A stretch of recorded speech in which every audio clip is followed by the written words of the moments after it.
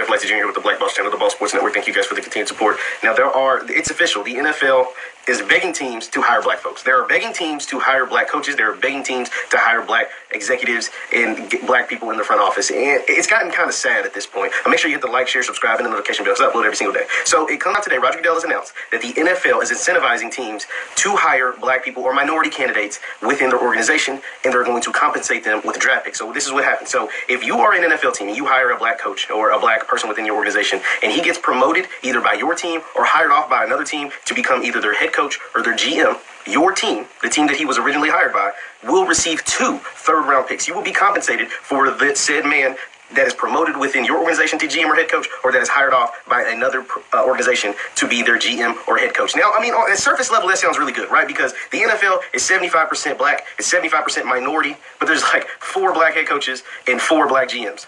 Maybe 3, I don't know. It's very low. It's very low numbers.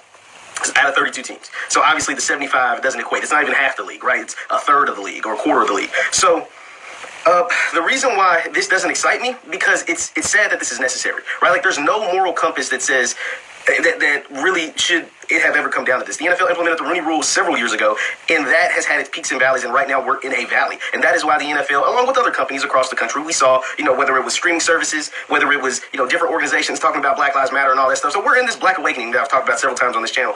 And now the NFL is starting to adapt to it as well and implement policies to try to get more minority coaches within, or minority executives within certain organizations. And so they're incentivizing said organizations.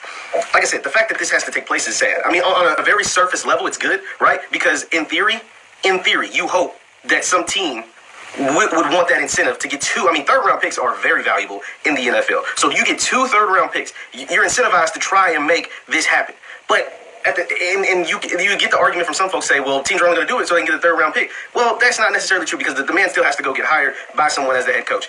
I'm not a fan of it, man. I'm going to just be honest. Like I said, on a surface level thing, it sounds really great, but the fact that we have to go to these great measures when there are 75%, your league is 75% black, so you mean to tell me there aren't, a great chunk of those guys who retire or who no longer want to play or who want to get into coaching, they can't do the job, right? Like, they can't do the job. And think about the NFL. The one thing about the NFL and the NBA, professional sports leagues in America, they recycle the same coaches, right? They recycle guys that aren't even good. Think guys like Adam Gase for the Jets. He was with Miami. He was horrible. He gets another job at the Jets. Black coaches don't get that same luxury. Black coaches don't get recycled. Black coaches, you're one and you're done. If you fail, or if you're put in a bad situation, then you don't get another chance.